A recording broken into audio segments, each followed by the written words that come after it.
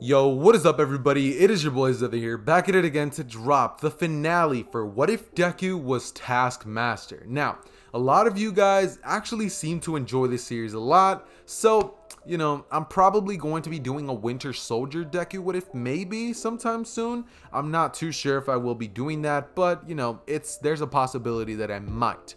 That being said, I hope you guys are ready for the amazing episode. It may or may not be a short one. I still am not 100% sure. The script looks to be as if it's going to be a little bit on the longer side, but no promises.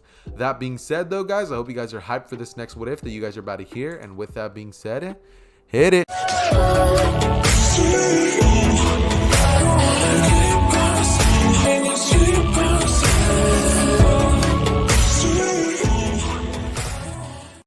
Okay, boys, so we pick up our story basically where we had left off in the last part. Bakugo had just told Deku that there are some fates far worse than death, and Deku would have passed out into unconsciousness.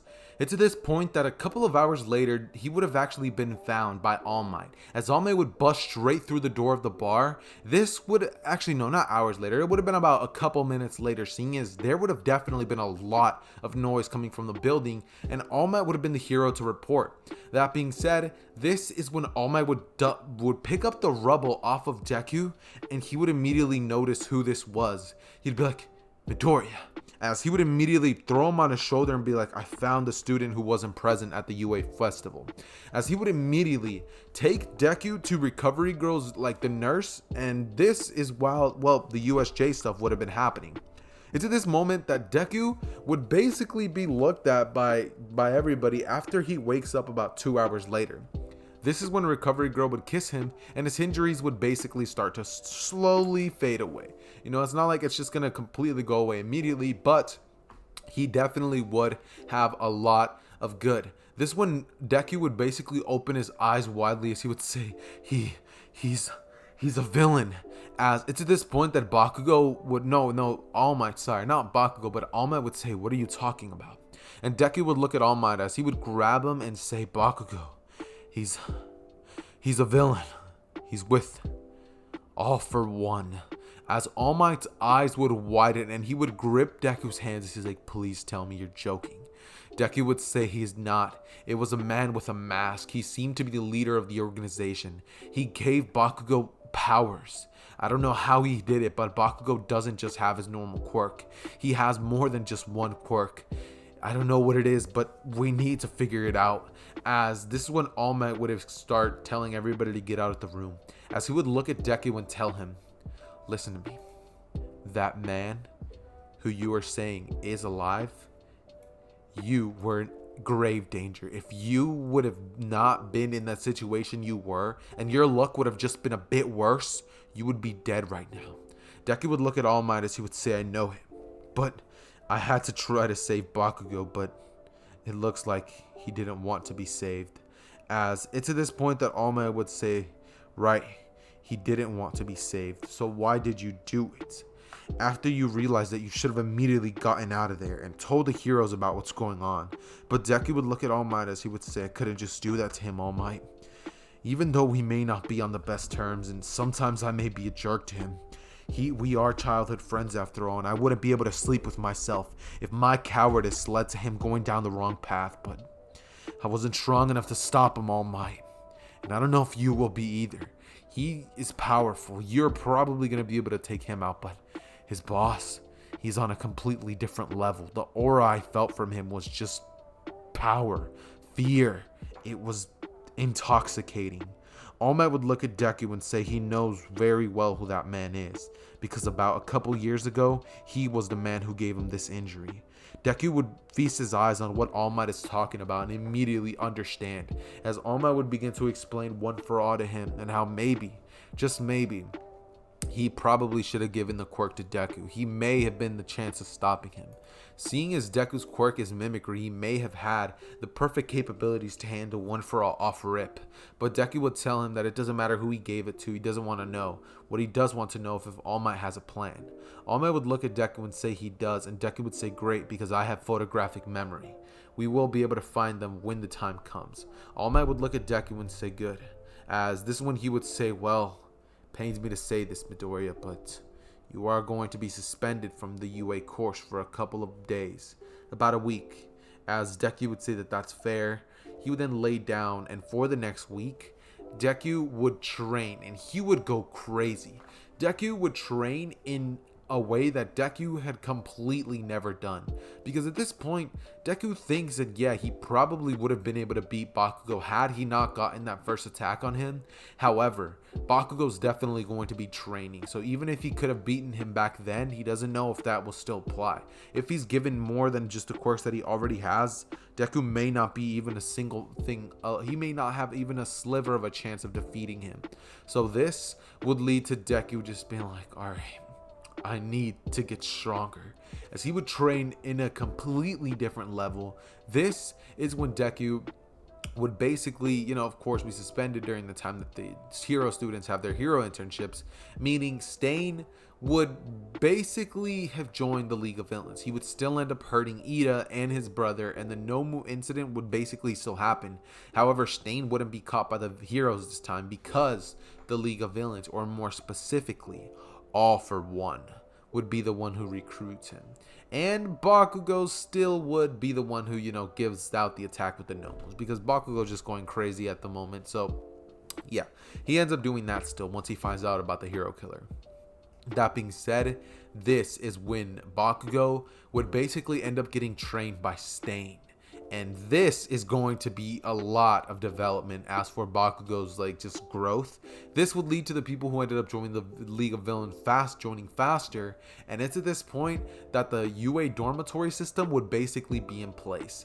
UA would have ended up shutting down for a couple of days due to the fact that, Bakugo had to be reported sooner or later after the internships, and they would have a little bit of time to just recuperate, meaning Deku has even more time to train. However, Bakugo does as well, and this would lead to them all being told about the finals, which would of course lead to Deku training during that 1 week grace period, which he did get out of school. And this would basically lead to Deku doing all sorts of training and just pushing his body to be even more physically stronger than before.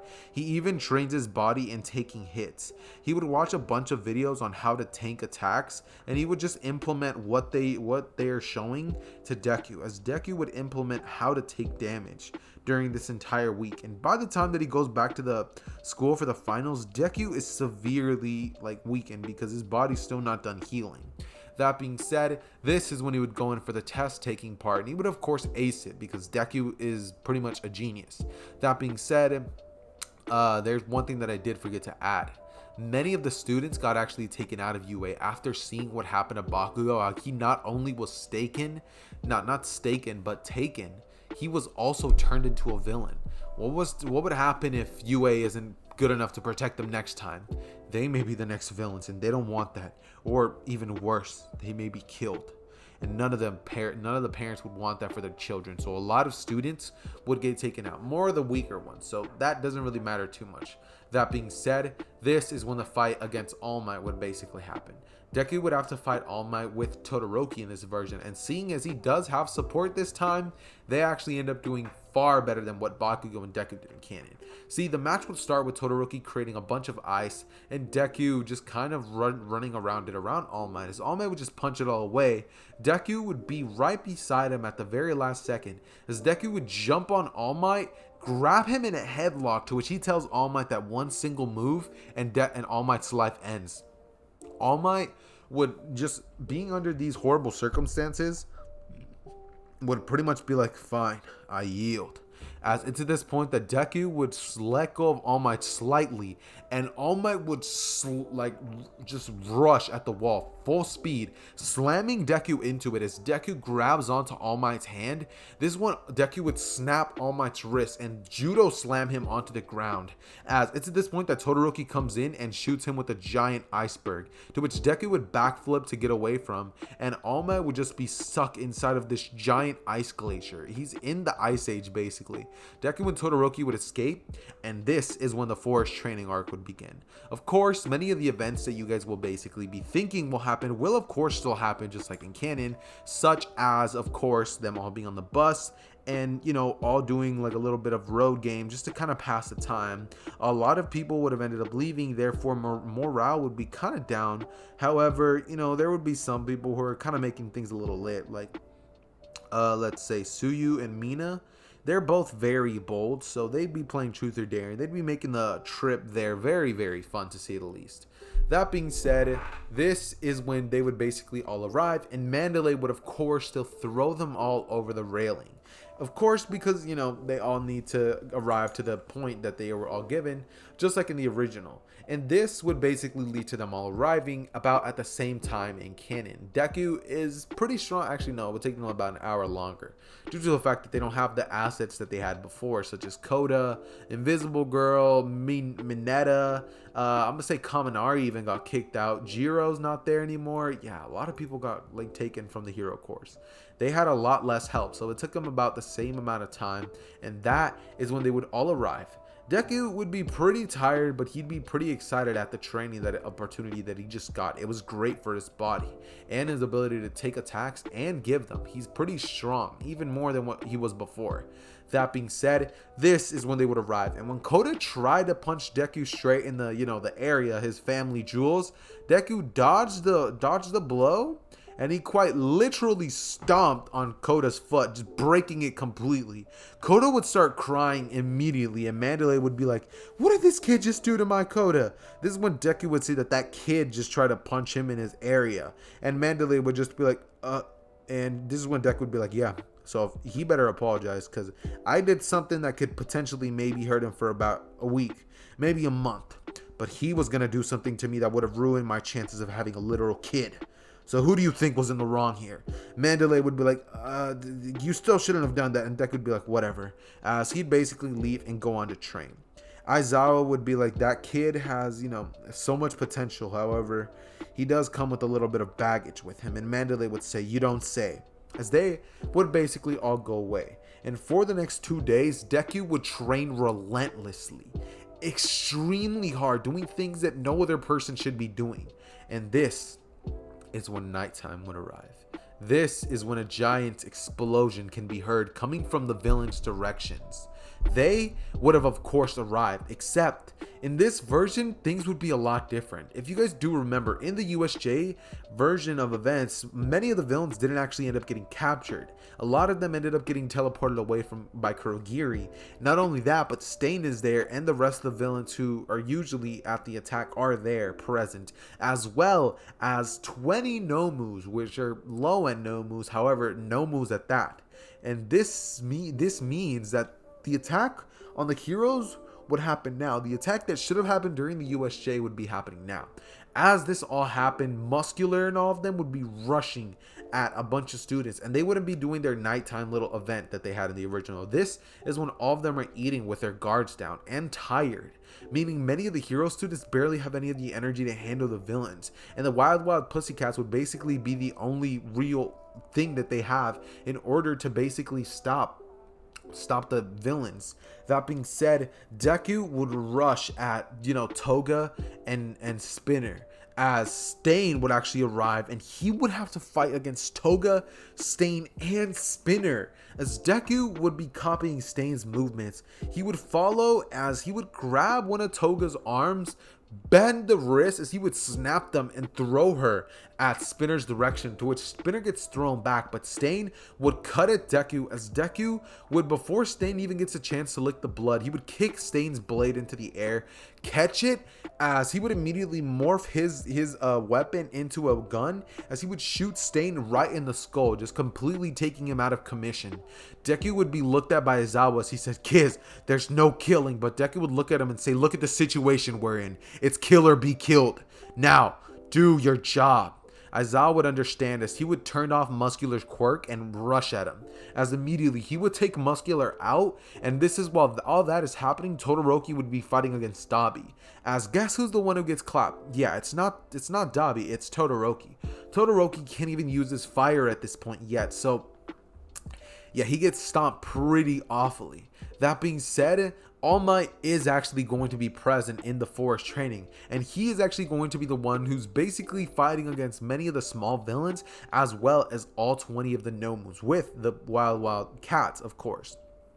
That being said, the guy with the blood quirk, the teacher of Class 1B, would be handling some of the other fodder villains, and Aizawa would have moved on to, some of the other villains such as Dobby, Mr. Compress, and, all the other more cool people, I guess you could say. But seeing as he can disable their quirks, they're kind of fodder to Aizawa, seeing as without their quirks, they're kind of nothing except for, what's the name? Twice.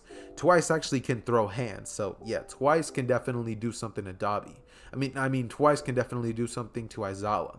That being said, this is when Aizawa, or no, not Aizawa, I'm so dumb, but Bakugo and All For One would both be at the mountaintop, as Bakugo would release an explosion, a giant one at that, signaling to two people which he knew would arrive after seeing that, Deku and All Might.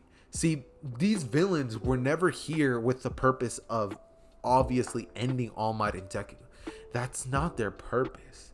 Their purpose is to weaken them for them. Because why would they fight a full-powered All Might and Deku when they could simply weaken them and then proceed to take them out? This is when Bakugo and All For One would smile as they would be laughing up top. And All For One would look at Bakugo as he would say, "It was my right decision to choose you as my successor, child. You will be a great fit for this world."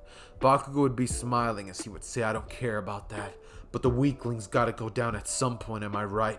All For One would smile and say, "You're certainly right, my boy." As it's at this point that All Might and Deku would both end off their battles, and there would be about 5 Nomus left for the rest of the students and the heroes to basically handle. It would be a very even battle, and there would actually be 0 casualties on the side of the heroes. However, on the side of the villains, there's a couple of casualties, because these kids are not the same ones that they were before. They know that Bakugo got kidnapped and he is now a villain. They are not going to be letting any of that happen to them. They'd rather die than become villains themselves. And it's at this point that 2 of the greatest battles in this series would begin. All Might versus All For One, and Deku versus Bakugo. It's at this point that All Might and All For One would have a battle very, very similar to the one in canon, therefore I will not be covering. However, All Might would definitely be weaker. He let out a lot more percentage of One For All than he had in the original version with All For One, meaning he's weaker. Plus, he has to look at Bakugo every time that he turns to his right and just see his failure. Deku would be fighting against Bakugo, and their fight would be the one to cover.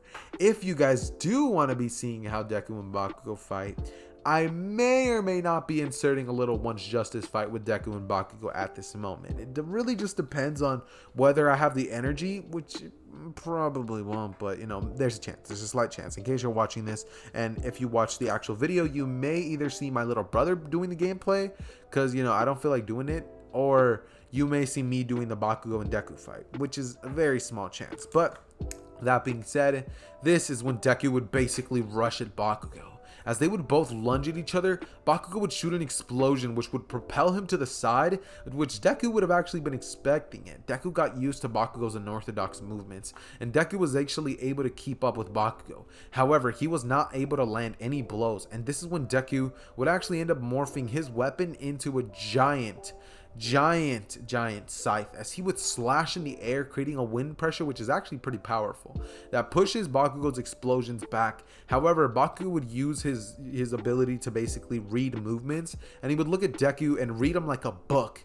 As they would both be going back and forth, Deku would drop his weapon on the ground, as this is going to be important later, and they would both land blow for blow. It would be very similar to the fight which Naruto and Sasuke had, where they were both just landing the final blows and they were just both completely out of energy. Yeah, at this point they would be starting very strong, but Deku is tired, and Bakugo's body still hasn't healed from the intense training and slices that Stain has placed on him, as well as Deku is very physically strong, and even stronger than what he would remember. This would lead to a clean ass fight. If it was animated, this would be so fire. But Deku and Bakugo would just be going back and forth, just continuously fighting each other. Deku would be landing blows, Bakugo would as well. This is when Deku would say, "Why won't you give up?" As he would say, "You know I'm gonna win." And Bakugo would just say, "In your dreams, loser." As he would blast him with a double impact explosion, Deku would be flown back. And it's at this point that All Might would be about to get landed the final blow. Deku would get distracted by just this right amount of moment. And it's at this point that Bakugo would aim his hand at Deku's direction as he's getting ready to launch his most powerful explosion, which would of course kill Deku. However, this is when suddenly Mirio would show up as he would distract Bakugo by hitting All For One so hard that All For One got blown back. Bakugo would immediately in that moment get caught off guard, and it's at this point that Deku would smile. As Mirio would end up fighting against All For One side by side. They would tag team him, and it's at this point that Deku would stand up as Bakugo begins to monologue. Deku would look at him with a smile on his face as Bakugo just gets angry at the fact that Deku's smiling at him. And this is when Deku would heal up just enough to say, "Good riddance, you damn bastard." As it's at this point that Bakugo turns around and sees a turret behind him, as that thing literally starts blasting Bakugo relentlessly. The bullets immediately go through Bakugo's body, and it's at this point that Deku would drop down to the ground, passing out, and the impact of All For One, All Might, and Mirio's battle would affect Bakugo pretty decently. Boys, if you guys hear like a little bit of a lawnmower sound outside, I do apologize for that. It is my neighbor, and I do realize that it's maybe annoying if you guys can hear it, but I'm not 100% positive if you guys can. That being said, I'm going to go back into the story. This is when Deku would basically pass out, and of course, All For One would get destroyed by a 50% Mirio with all the quirks that Deku has in the manga, plus All Might with his final embers of One For All. They would completely destroy All For One, and he would actually end up dying in this version of events. After that, this is when many of the boring stuff would happen in the Boku no Hero manga. The anime. Regarding, Deku would basically have to be in the hospital for a while, seeing as, he did get in a pretty big heated battle for about 2 weeks, seeing as his body was overworked. Not only that, but it was damaged slightly beyond repair, and Deku would get a couple of explosion markings which will never heal.